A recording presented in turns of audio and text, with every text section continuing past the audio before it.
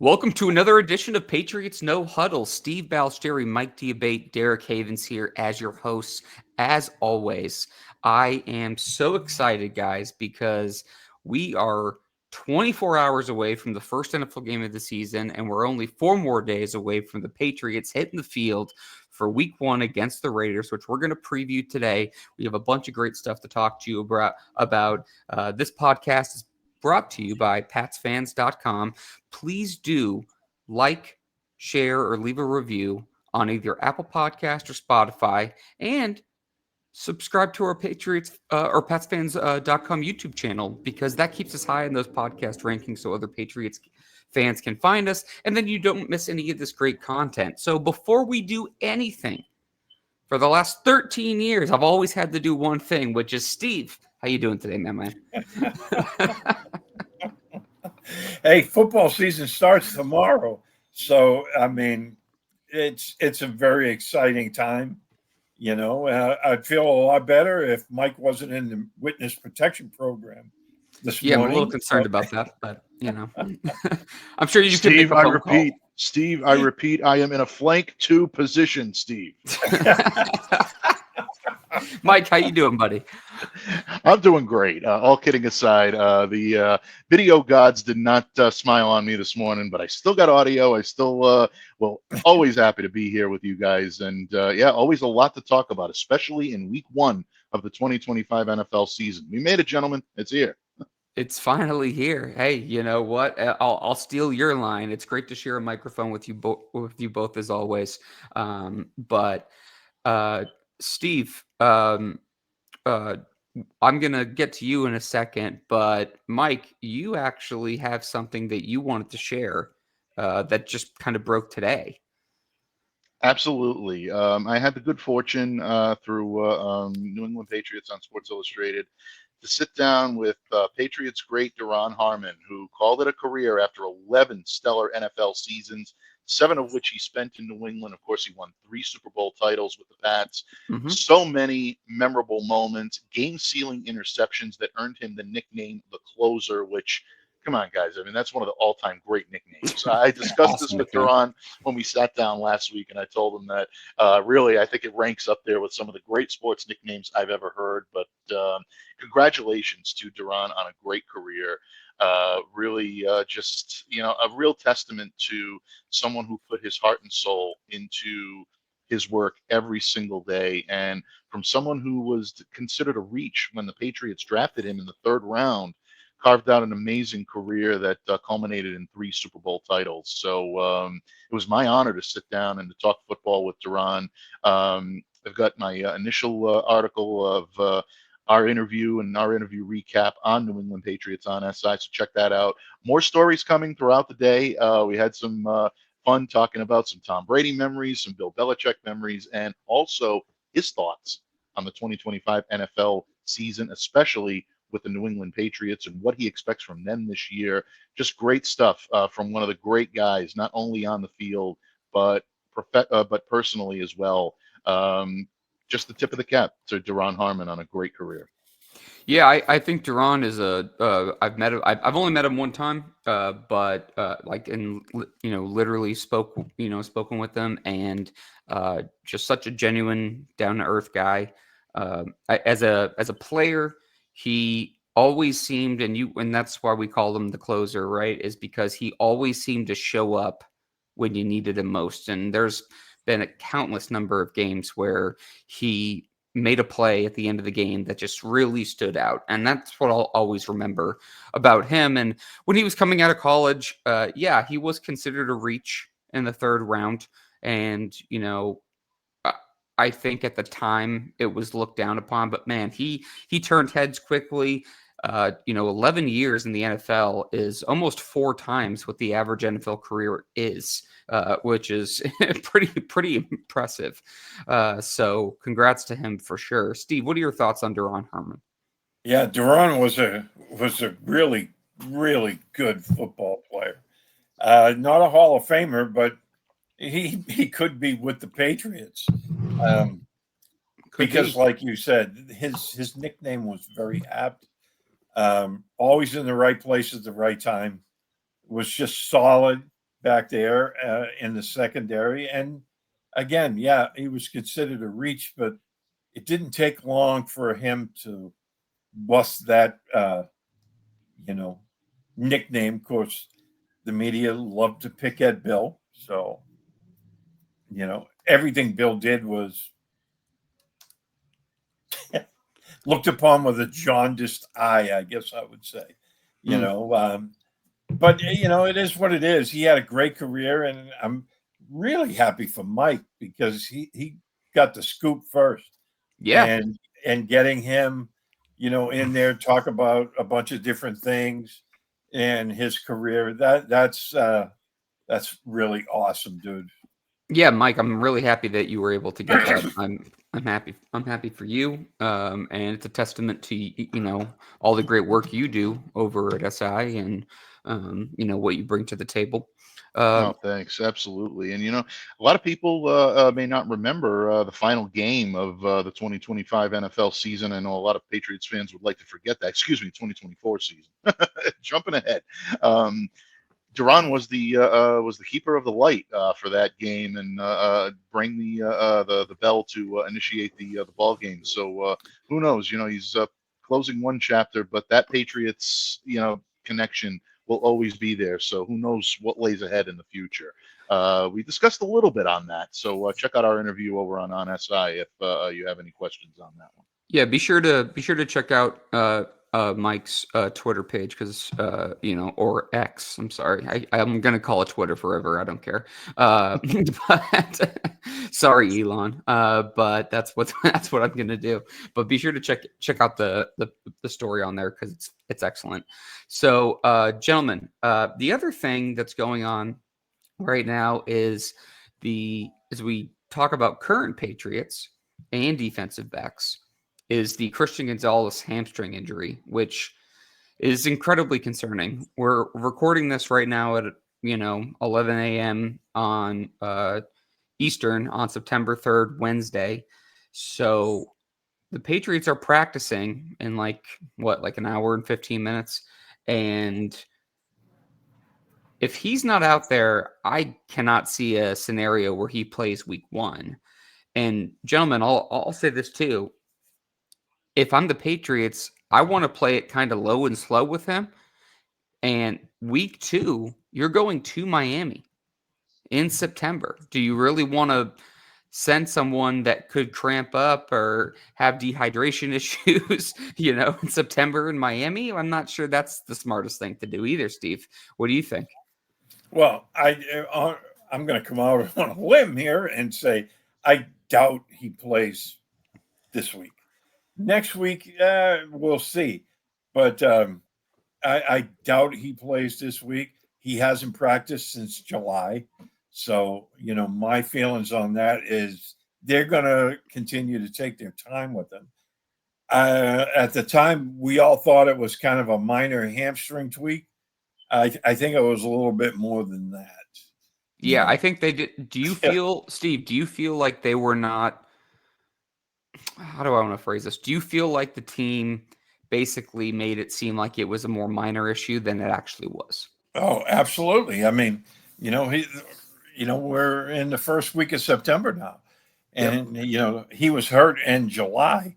Now I get it. Wrap him in bubble wrap until the season, but Sure. he still hasn't practiced. So that's kind of worrying to me because I think this is one of those things that could be more serious and linger.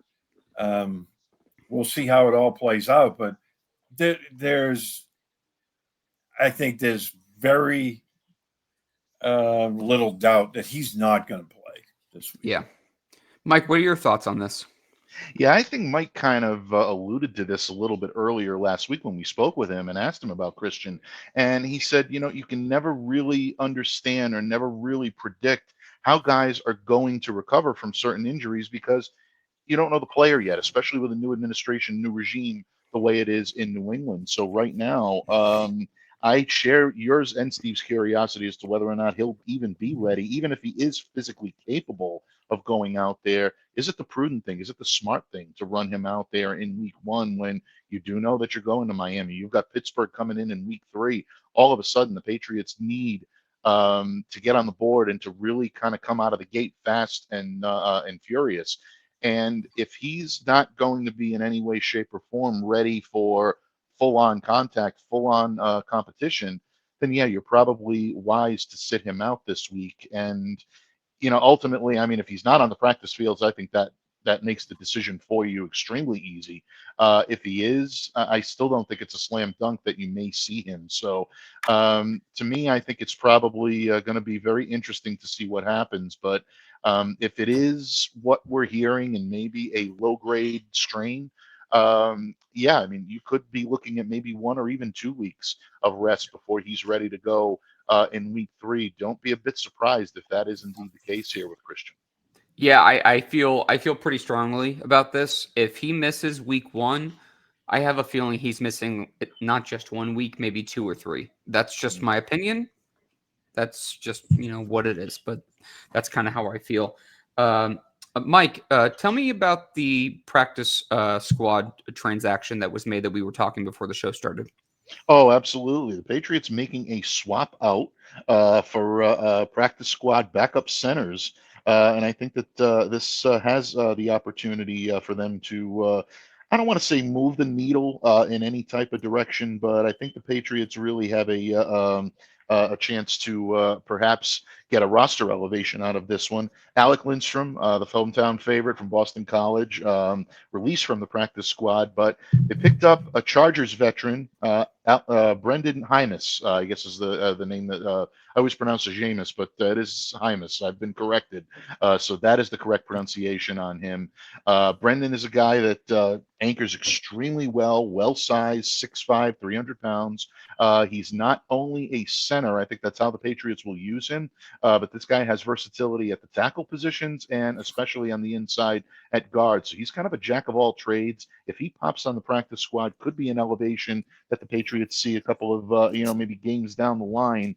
But this kid has 45 regular season games under his belt with the Chargers, 3 starts at center in 2023, played in the postseason a couple of times, so battle tested.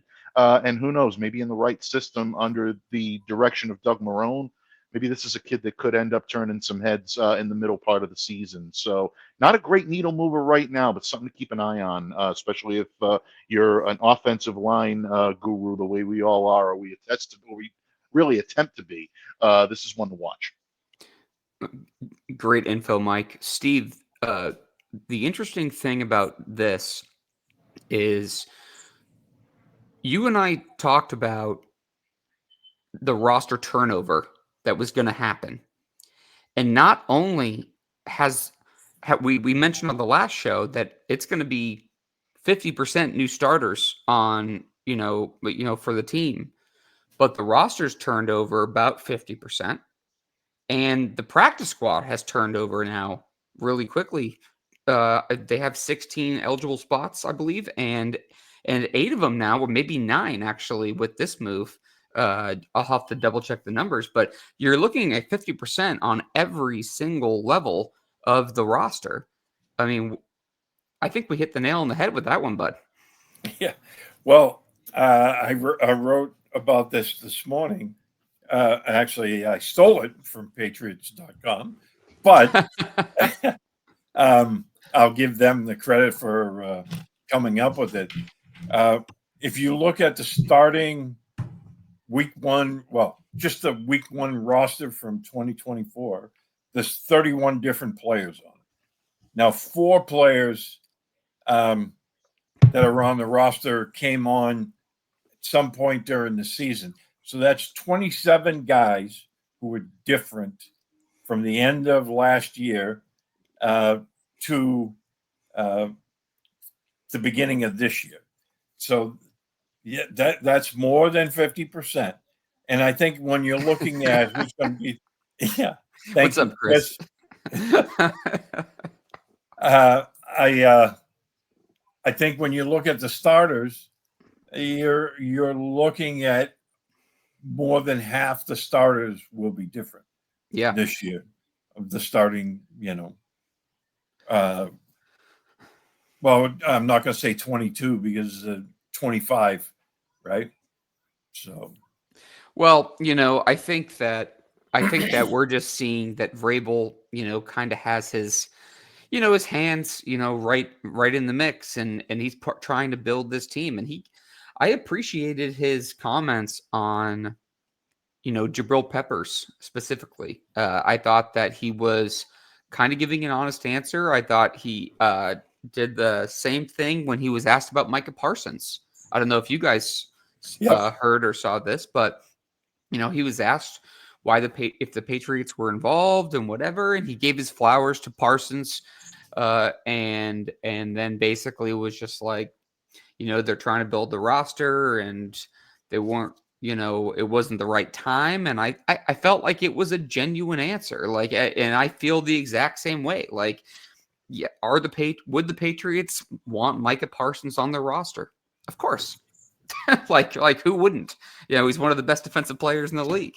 But it's like, are they in the spot to do that?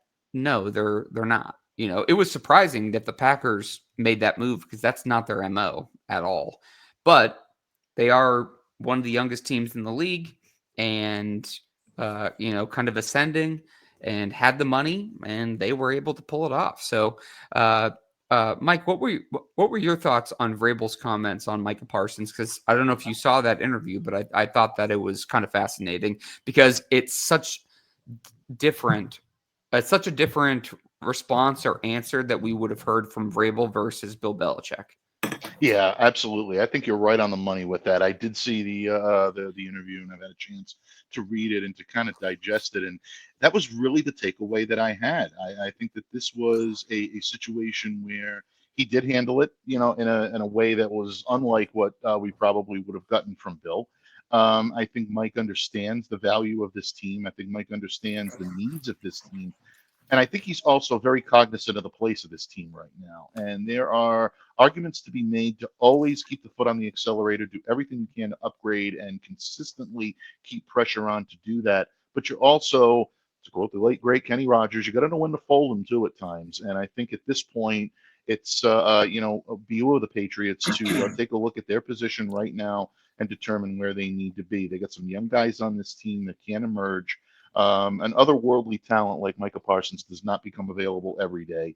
Obviously, I mean, this guy is worth the price of admission.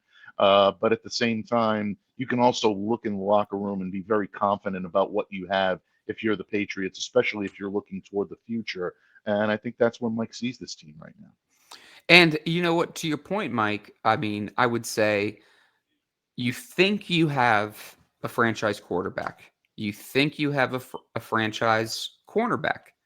You think you have just drafted a franchise left tackle, but there's still a lot of question marks around the roster, and they turned over a lot of guys, and there's still a lot of guys that are kind of question marks. So you're building. Vrabel has used the word building so many times in almost every press conference since the moment he was named head coach of the New England Patriots. Right. And so it's like, how do you justify sending multiple first round picks when you're trying to build pillars on this team? If this was the Tom Brady, Bill Belichick Patriots of 2015, I would say, freaking Micah Parsons is available. Go get him. That's, but I just don't think that's the stage. And I think that Right. it's about just adding layers to the team as they build and turn the roster over, create depth. Because I do think there's still a depth issue. I think they've gotten better, but I do think there's a depth issue. So a couple of injuries, all of a sudden, we're talking about Christian Gonzalez a few minutes ago. He goes down. Now I'm a little bit worried about cornerback, Right. And if Harold Landry was to go down, knock on wood, like, I'm a little bit worried about edge rusher. Will Campbell goes down. I'm extremely worried about tackle. So there's a lot of issues on the team in terms of depth. So it's hard to justify. I got a lot of heat on Twitter from people when I said that the Patriots made the right choice by not trading for Micah Parsons. And it was not because It was not because that I don't like the player or that I thought the contract was unfair. I don't care about the money thing. I don't. More often than not, I don't. But at the same time, I'm like, you can't make that move because there's so many other spots that they have to kind of replenish and continue to create depth. Does that make sense to you, Mike? Oh, absolutely, 100%. And I think you hit the nail right on the head. This team right now, where they are, is not commensurate to being able to say, like you said, if it's a championship caliber club and they're a Micah Parsons away from being able to contend for a Super Bowl or maybe even become a favorite, yeah, you do that every day of the week and twice on Sunday because your future is now. This team has not reached that point yet. Their future is not now. Their future is still ahead of them. It's still yet to be written. So continue to build, continue to move forward. You don't want to give up the type of capital it would have taken to get him here. I understand where fans are coming from. Everybody wants to see a superstar in New England. I would have loved to see Michael Parsons in a Patriots uniform, but Absolutely. I still don't think that even with him in this lineup, that this is a championship caliber club. They would have been a playoff contender and probably a very serious one with him in that lineup. They still may be even without him, but I don't think it put them in that rarefied air at the top of the league to contend for a Super Bowl just yet. So based on that, I agree with you, and I definitely agree with Vrabel here. Steve, what are your thoughts on this? Because it makes a lot of sense to me why they wouldn't make the move right now. But I just think that, to me, the Patriots, like, I know a lot of people are. I've heard a lot of, theories about them winning 10, 11 games. And I think they could be a borderline 6th or 7th seed, but I think that they probably will win at least 7 games. I feel pretty good about 7 games at least. But if you're not a certified contender, I just don't see how you make this move. Absolutely not. And it was the one thing Vrabel didn't want to say. He He's didn't want talking it about exactly. I'm glad he's you said talking that. about building, but he didn't want to say we're not there. Because then it's deflating to your football team. When your head coach says that, because you're preaching you're going to go out there and try to win every football game. So, and they're not there yet. And that's as everyone has pointed out, they've gotten a lot better, but they've thinned at a lot of positions. The depth isn't there because of the drafting, Yep. the years prior. Bingo. And then if you make this deal, you're elevating your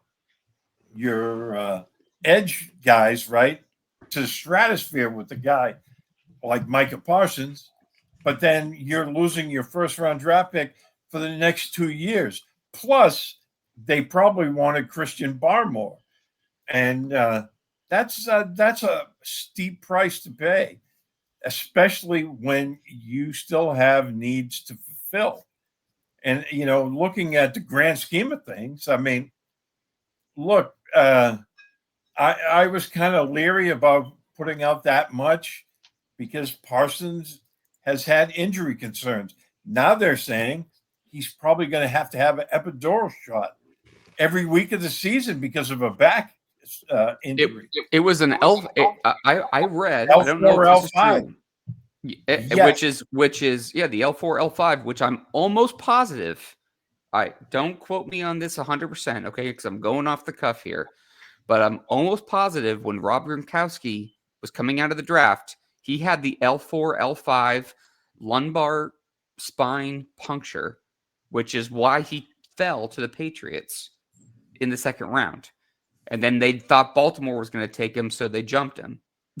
And that's when they traded with the Raiders. If I'm not mistaken, it was the Raiders. But I'm almost positive it was the same injury, the Yes. L4, L5. Well, that was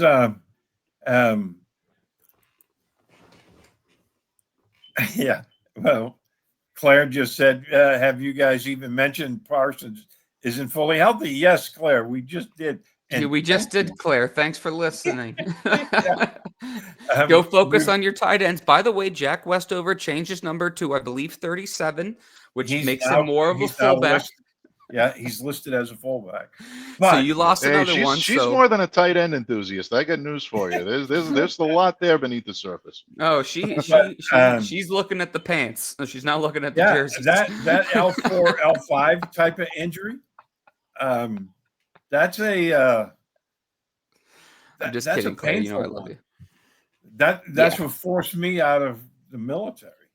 Yeah, I had a serious, blowout there, and that forced me out.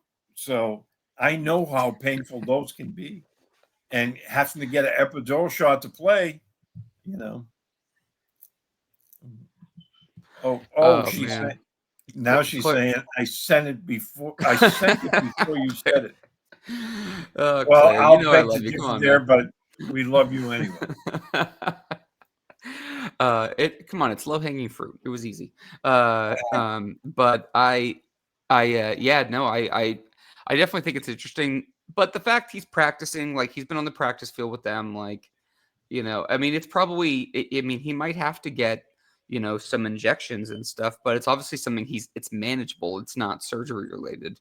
I mean, that would have changed a lot of things in so many different ways. But anyways, gentlemen, I think we get on to the Patriots-Raiders game. What do you guys think? I think that's a good idea. We're on to Cincinnati. Yeah. Well, actually, we're on to Las Vegas. So that's a better place. That's a better place to be. Certainly a better place. No place. disrespect to the Queen City, but given the choice, I'm going to choose Vegas. I'm not a big Ohio guy. I'd rather go to the Bellagio, the Cosmopolitan, and I will put some money on Red 7 and Black 33, but we'll talk about that at a different time. So let's hop into it. Steve, initial thoughts on Patriots Raiders. Excited for the week 1 matchup. Yeah, again, I mean, you're looking at two franchises that are kind of close to in the same boat, right? They both went 4-13 last year. They both hired new coaches. Pete Carroll, former Patriots head coach. Some people think that their game has passed them by a little bit. We'll see with the Raiders. But Patriots went 4-13. They have Mike Vrabel, as we all know. And they both drafted really exciting running backs. The Raiders went with Ashton Gianti at number 6, that kid is electric when the ball's in his hand. Patriots got Travion Henderson. We all know how exciting he is with the ball in his hand. And, they both made a lot of changes in the offseason. And we'll see how they all play out. I think both teams are going to be much better this year. How well they do is open for discussion. I know, the Raiders play in a tough division. Absolutely. So that's going to be a tough, a tough road for them to hold. But who knows? That's why they play the games. And I like Pete Carroll as a head coach. So I think this is going to be a really good football game. Mike and I were talking prior to the show offline. For a change, it wasn't you and I, Derek, but Mike and for a change. I mean, it's almost an everyday, it's almost every morning thing. So yeah, but Mike and I were talking, and it's tough to get a really good read for week 1 every year, especially teams that go through a lot of changes, because you don't really know how it's going to look yet. In the preseason, the starters play so little in a vanilla scheme that you don't really have a good feel for it. So we'll see how it all plays out. But I think it's going to be a really good football game. Yeah, the AFC West, the AFC North, and the NFC North are probably, I would put all 3 of them in probably the top positions of the toughest divisions. And the Raiders going against the Chargers, going against the Broncos, who people are pretty bullish on. Obviously, the Chiefs, NFC East, is obviously right up there as well. Like those are tough divisions to play in. And the Raiders, they bring in Carroll, they bring in Geno Smith as well as Ashton Genty, the addition that you mentioned. And, I think Smith's a solid starting quarterback. I think he has his flaws. Maybe he's not exactly what you want. I know a couple of Seahawks fans who were happy to see him go, but I'm like, hey man, careful what you wish for, because you got to be, you're excited about Jalen Milroe. Well, look at his college tape, and he's a little kind of all over the place. He's like when you bowl with bumpers, he's going to bounce off the rails a little bit. But I'm excited about this matchup. It should be interesting. You got kind of a revenge game a little bit because of the Robert Spillane and Caleb Von Chasen factor. I did think it was interesting, by the way, gentlemen. I did think it was interesting that when the Patriots named 6 captains, Mike Vrabel traditionally in Tennessee had 7 captains, and he named Caleb Von Chasen a game day captain. And I think that's going to be a theme every week. I'm just throwing it out there as a theory. I think he's going to make a new player an additional captain every single week. Like, so Chason might be a captain this week, and then in week 2, we'll talk about whoever that could be. But I do think that's going to be a rotating captain spot per se. I'm just throwing it out there. So that's just a theory of mine. Mike, your initial thoughts on the Patriots and Raiders week 1 matchup? First of all, I want to give you a hat tip for that theory, because I think that might be a little more than a theory. From what I'm hearing, there might be something to bite onto when it comes to that game captain being a weekly thing. So I can't confirm that right now, It was folks. kind But of I think Derek is a it was little kind of an more on inside the knowledge ball. thing. Yeah, I think that's a little more on the money than my good friend and colleague is letting on. So kudos to you, man. That's a hell of a scoop. But in any case, I agree with everything that you guys said. Look, this Raiders team is coming into New England in a very similar position. You look at the way these guys matched up last year. Bottom end of the league in defense, both ranked. They each had pretty good running attacks, but their passing attack was what let them down last season. So they're going to be coming in with very similar goals. They want to prove that the 4-13 finish is something that's not going to happen again this year, and they want to try to build. Ashton Genty, I'm obviously looking forward to seeing. I think everybody's looking forward to seeing this kid. But from a Patriots perspective, you want to see how this run defense has grown from one year to the last. This is a front 7 that is predicated on getting after and putting pressure on the quarterback. And Steve, you wrote about this. I had the chance to talk about this over the weekend with a few Raiders beat reporters that I'm still pretty close with, that I've worked with in the past, that say that could be the key. If the Patriots are able to be successful in getting home and keeping pressure on Geno Smith, what does that do to Ashton Genty's game? How is he going to adjust? Can he take the pressure off and be able to rise to the occasion? That's going to be a big test for this Patriots defense. If that's the case, then you're going to see a lot of the run stoppage in the linebackers that they brought in. I think Robert Spillane could have a big game. I think Jack Gibbons could give them some off the play, the bench. This is going to be interesting for the Pats moving forward. It's one of the matchups I'm most looking forward to watching. What is your thought on your biggest concern for this game? If you're looking at it from a Patriots perspective, like what to you is like, okay, there's a big threat here. I'll tell you mine first, just quickly. I'm worried that if Christian Gonzalez doesn't play, Geno Smith throws one of the best deep balls in the NFL.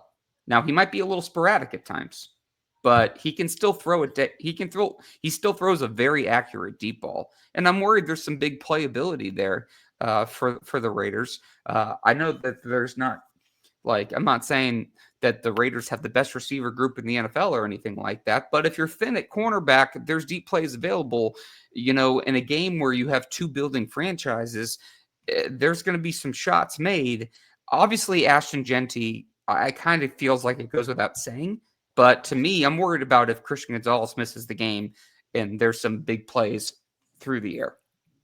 Well, I'll give you two of my biggest concerns in this game, and one on each side of the football.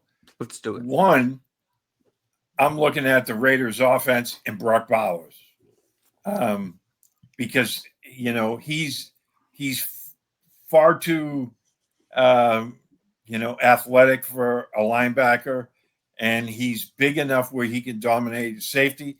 I think this is a game that was tailor made.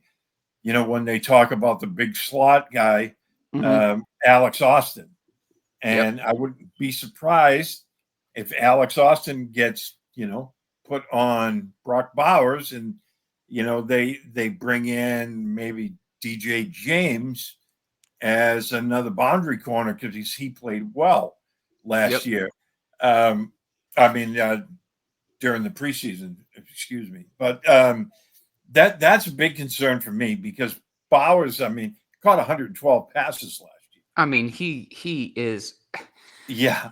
So he is just such a good player. That's the guy. I think you have to. You're not going to take him away, but you have to slow him down.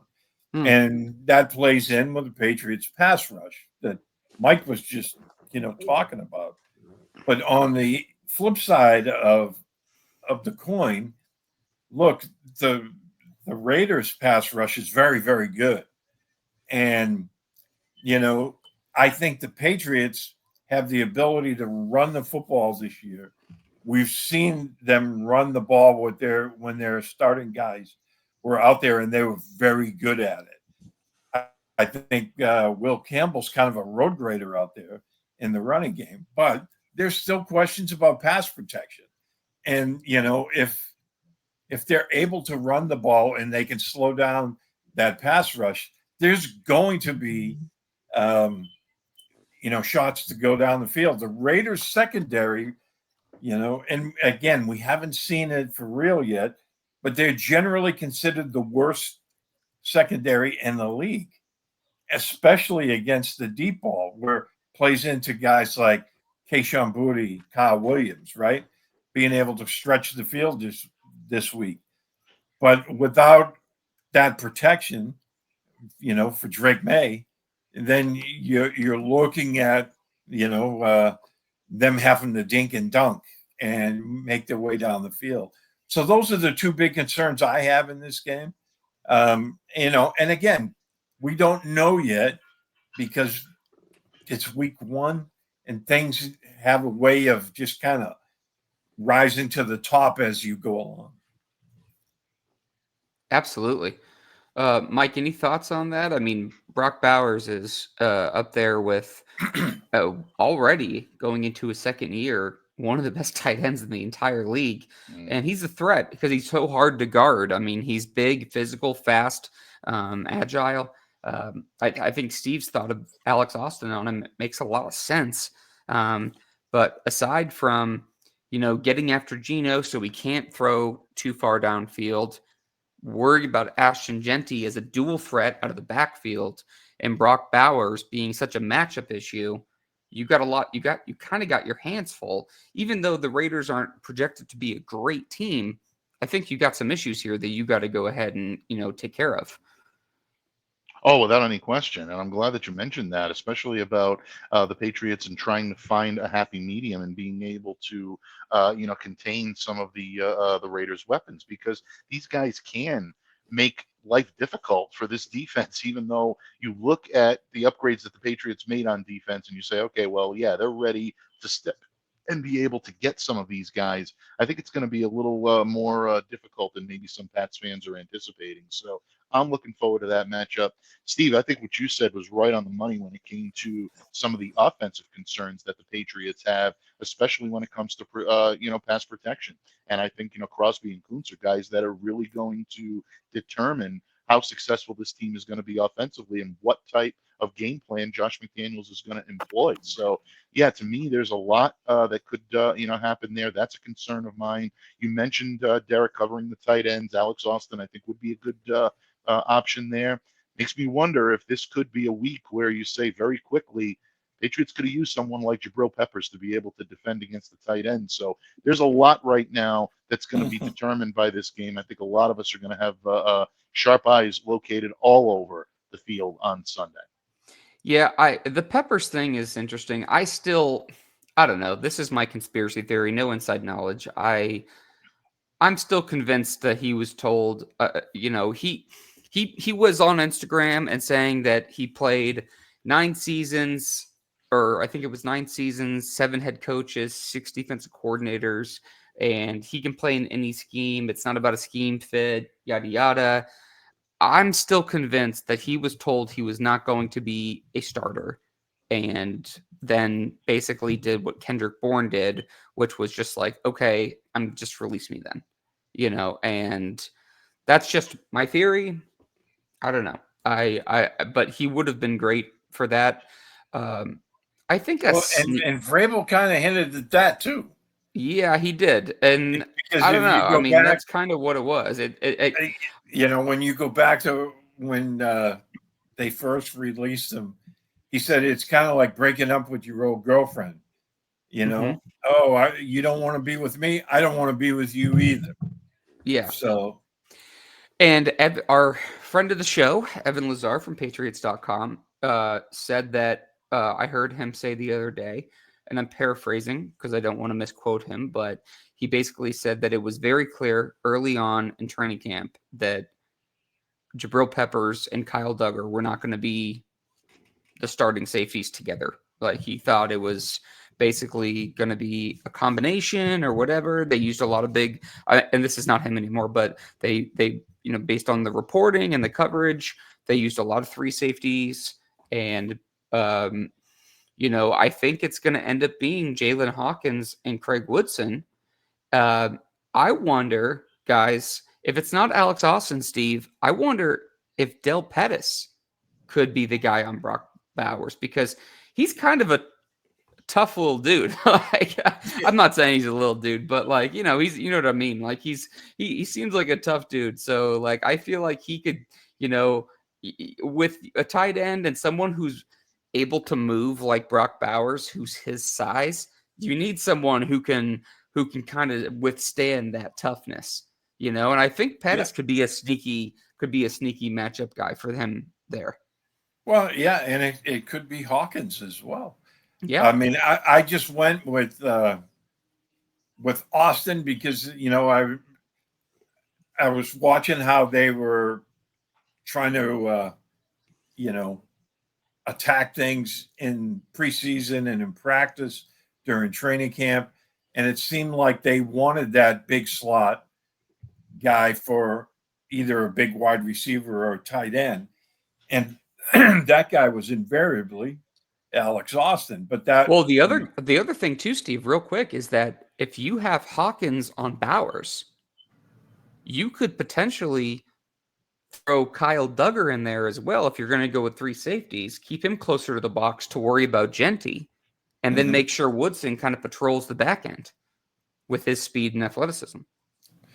Exactly. I mean, there's a lot of different ways for them to go about this. I mean, we won't know until Sunday how they feel about certain players and situations, but this will be a good one to see how they view the players that they have. So it's going to be interesting. Mike, any thoughts on this before we go into our predictions?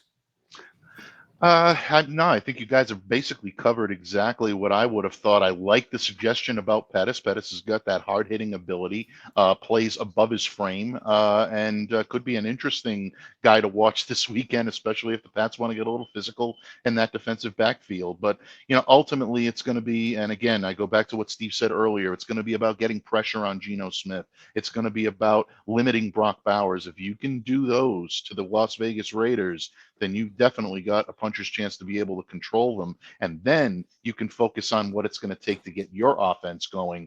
And that, to me, right there is using the run to establish the pass. If they can get all 3 of those factors working in their favor, Yeah, I think the Patriots are on to something, and maybe not just against the Raiders, but against subsequent teams down the line. That may be the formula that they'll use more often than not this season.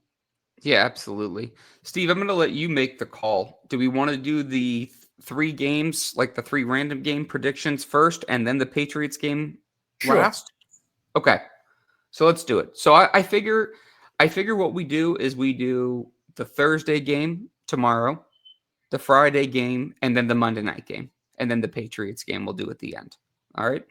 So we'll just start in tomorrow night to kick off the season. You got the Cowboys at the Eagles.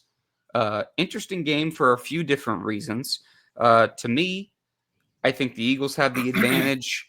The Cowboys have been really kind of up and down. I think that there's been some turmoil there. There's been a lot of kind of weird, stuff, especially with the Micah Parsons thing. I wonder how the Micah Parsons situation in general affects the locker room. But that's just me. Claire, that's the least surprising thing you've ever said to me. Mike, who do you have in the Cowboys Eagles? I got the Eagles. I got the Eagles in this one as well. Look, the Cowboys right now may be a little bit extra amped because of all the publicity surrounding the Parsons trade. And sometimes teams have a way of playing above their capabilities when these things happen. But those guys are defending champions for a reason. I still love the way Philadelphia's defense looks. I think they match up better than the Cowboys in all three phases. I think they take this one.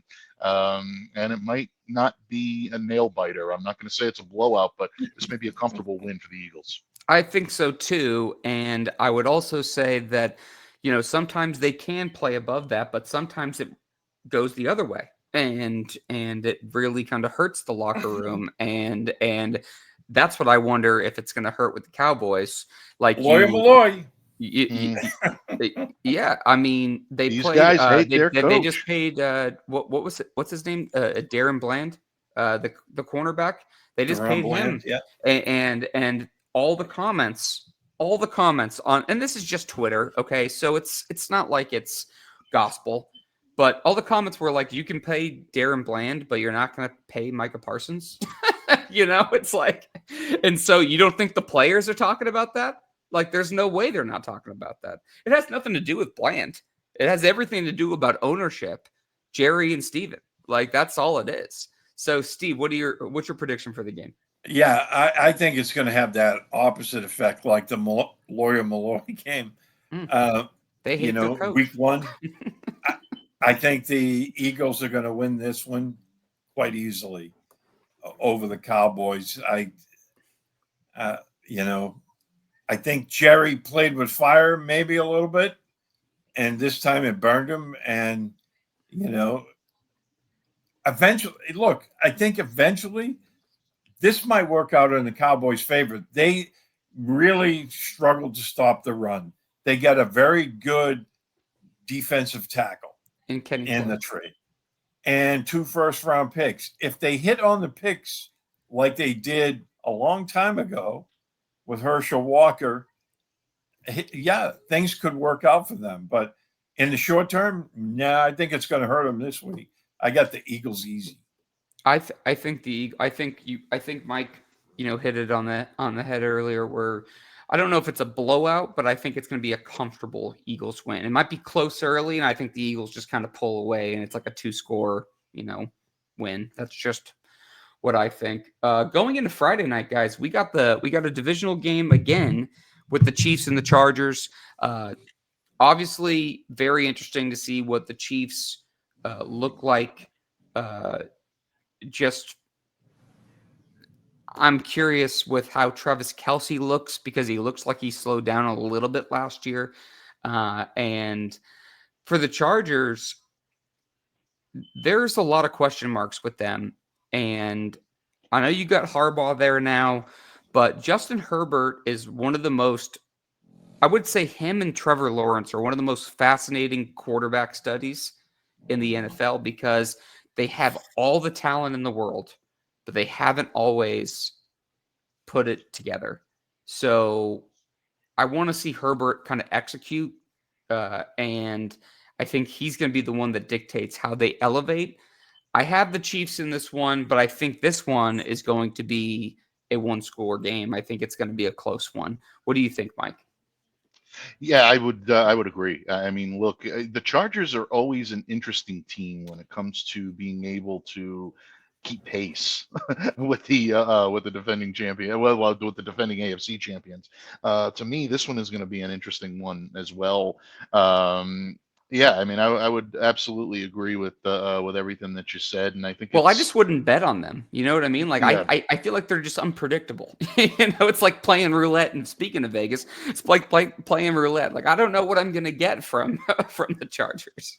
Yeah, I mean, you could get an otherworldly effort. And look, the Chargers always rise to the occasion against the Chiefs. I mean, some of the Chiefs, biggest sputters the last couple of years have come at the hands of the Bolts. And again, it's something I always enjoy seeing because, I cut my journalism teeth covering the Chargers. So anytime they can take it to old Patrick and Andy out there in, barbecue land, I'm always enjoying that and I'm always liking it. So, look, bottom line, Justin Herbert is going to have to come out and he's going to have to establish himself as the alpha on that day. Can he do it knowing that there's going to be a bitter taste in Patrick Mahomes' mouth after what happened in the Super Bowl? It's a tough school. It's going to be a tough challenge, regardless of what. I think the Chiefs take this, and I think they take it in a close one, but I think this one is going to be a lot closer than Dallas, Philadelphia. I think the way the Chargers match up against the Chiefs, I think this one has a chance to be a really good game down in Sao Paulo. Steve, what about you? Yeah, one-score game, Kansas City, winning touchdown, Tyquan Thornton. Now you're trolling. All right. Now I think you're trolling. Over under on the amount of over under on the amount of celebratory tweets that highlight the Slim Reaper from our good buddy Murph, if that does happen. I can't handle that. I cannot handle that. I'm not. I'm telling you, it's going to be. I can see it already.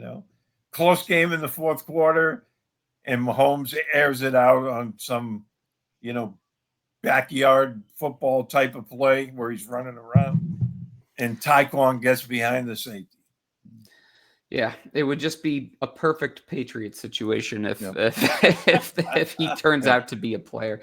Yep. Guys, I was thinking about doing Vikings Bears on Monday night, but I'm looking at the schedule and Ravens Bills on Sunday night is just too juicy to not talk about. So let's talk about that one. Ravens Bills, two of the top three quarterbacks in the entire league. Great teams, great aspirations. Could be an AFC championship game matchup in week one. You got the Ravens that are obviously built to really just kind of dictate the line of scrimmage. They just made Kyle Hamilton the highest paid safety in NFL history with a $100 million contract. Lamar, we know what he can do. Derrick Henry, we know what he can do. Mark Andrews, Rashawn Bateman got paid. Like Zay Flowers, BC's own. Like you got a lot of side on that ball. On the other side with the Bills, I think that there are a couple more questions with them. But they just paid James Cook. He's been a huge part of their offense. We know what Josh Allen can bring to the table. Why am I blanking on Khalil Shakur, the BSU product, who got paid as well, who's been a very solid player for them. They just brought back Gabe Davis, who was on the team before. I just think this matchup is going to be a great week one Sunday night matchup. Mike, what are your thoughts on this one? Oh, yeah, this is must-see TV. With the exception of Pats Raiders for Pats fans, this is going to be the one you want to watch. Yeah. Not that we're, lessening the implications of watching division rivals. Obviously, you want to keep an eye on Miami. You want to see what they're going to look like in week two. Pittsburgh's coming up. But if you're looking to test yourself against the gold standard in the AFC, obviously the Chiefs are still a team that's up there in the top echelon, but these are the two teams you want to measure yourself against and see truly what the top of this conference really looks like. Josh Allen is going to have his guys ready. You know he's going to.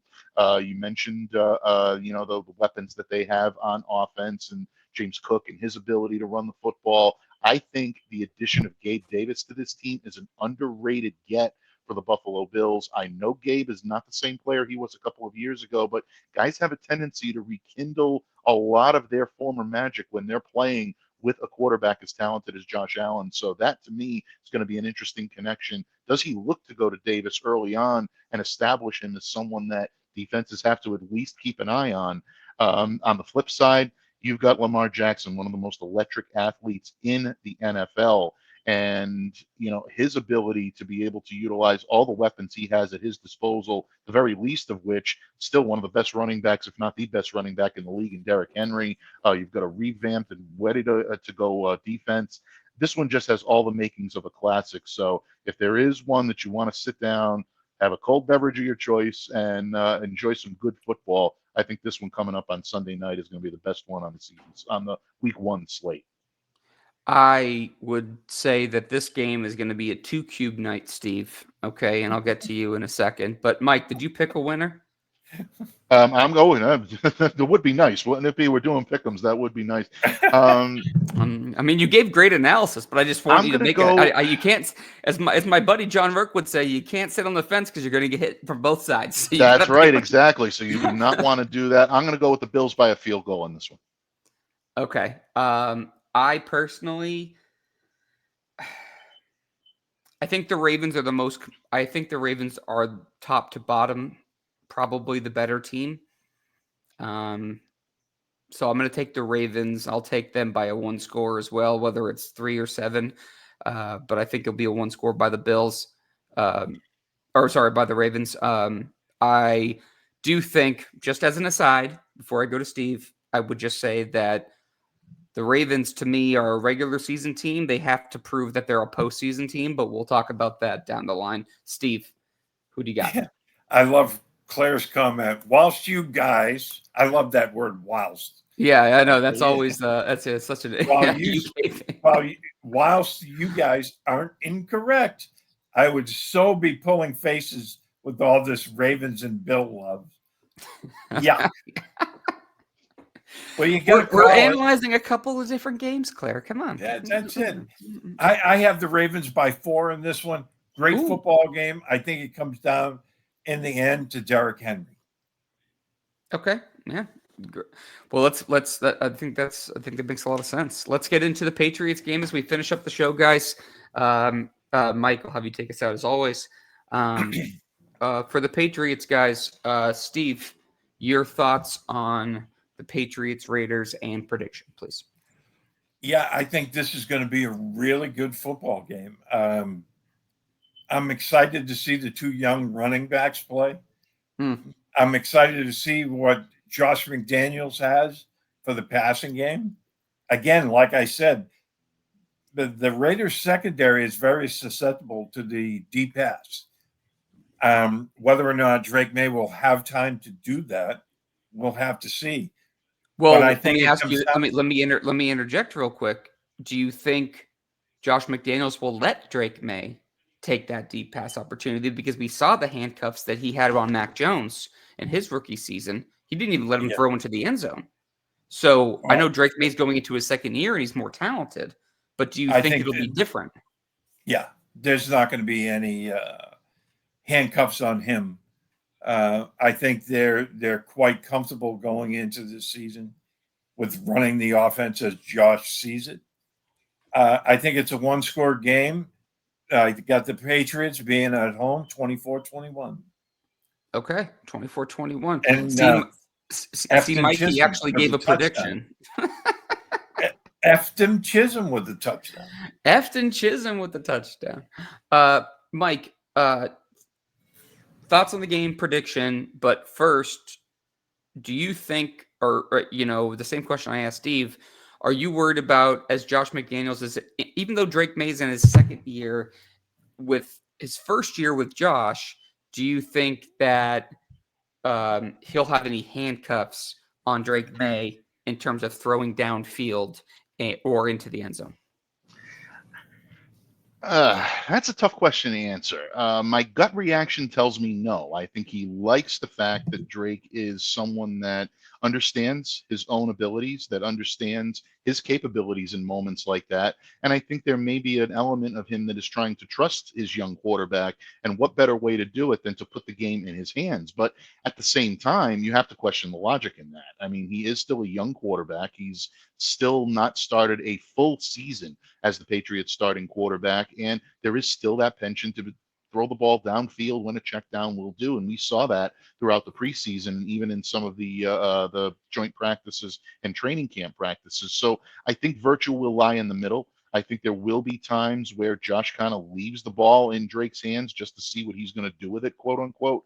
But at the same time, if the game is on the line, I don't think he's going to be haphazard and just go for it because that gunslinger mentality is what Drake is used to. They're trying to curb him from that a little bit, and rightfully so. So, in that vein, I think a lot of it is going to be determined by the pass protection that he gets. We talked about this earlier.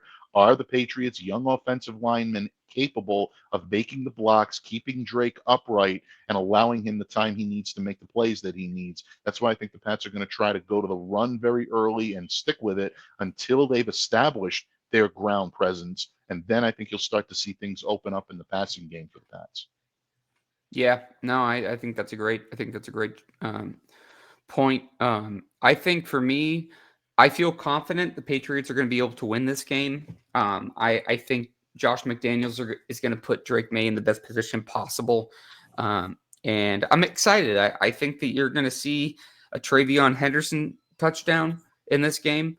I think you're going to see a defense that is going to. I can't imagine they don't smother Brock Bowers. And I think they're going to just absolutely attack Geno Smith. And Mm-hmm. even though he does have a great deep ball, Milton Williams and Christian Barmore, I'm so excited to see the two of them penetrating the inside of that offensive line. I think that's going to be fun to see. I have the Patriots winning this game, guys, 27-17. I have a two-score prediction on this one. I'm bullish on the team. I'm hoping I'm proven right, but I guess we'll see. But I guess we'll go from there. Any final thoughts, Steve? Well, I did my first, Razor's Edge keys column on how we broke it down, and a On lot of it PatsFans.com. that I wrote about. Shameless plug, by the way. Self promotion, but was the same things that the three of us talked about. So I think we might be right on there. So we look forward to it. Mike, final thoughts and take us out. Final thoughts. I think, first of all, I do still have to give my game prediction. I'm not necessarily thinking this is going to be an offensive explosion type game. I think it actually may be a little more conservative in the final score. I do have the Patriots winning this one by a final of 21-17. I think the Pats score early, but I think they'll be held in check largely throughout the middle part of this game as they try to find their way offensively. But ultimately, I think the Pats defense makes a couple of key stops that allows them to pull out the victory here. And again, really, this comes down to Mike Vrabel and his ability to reach this Patriots team. I'm looking for a lot less turnovers. I'm looking for a lot less plays that will get you beat, for lack of a better term. And I tried to clean that up and make it as much of a family comment as I possibly could, because we all know what Mike had to say about that earlier. He doesn't want to see on the field, quote unquote, folks, shit that gets you beat. So I don't think that you're going to see an awful lot of that. If you don't, that's a big key in the Patriots' direction positively, that they're moving forward and that they have a lot of faith and a lot of belief in the job that Mike Vrabel is doing. So that's what I'm going to be watching for closely. And I'm looking forward to seeing this all unfold. So, gentlemen, it's always an honor to join you on the microphone here on Patriots No Huddle. Pats fans, don't forget to subscribe to the Pats Fans channel on YouTube to make sure that you do not miss a single second of the action here on Patriots No Huddle. On behalf of my Patriots paisan, Steve Balestrieri, who definitely check out his column on PatsFans.com before the game. You don't want to start watching the game without it. My good friend Derek Havens, I'm Mike Debate, reminding all of you to stay safe, to stay well, to be the change you wish to see in the world. Have a great day, everyone, and we'll see you back here again next time on Patriots Know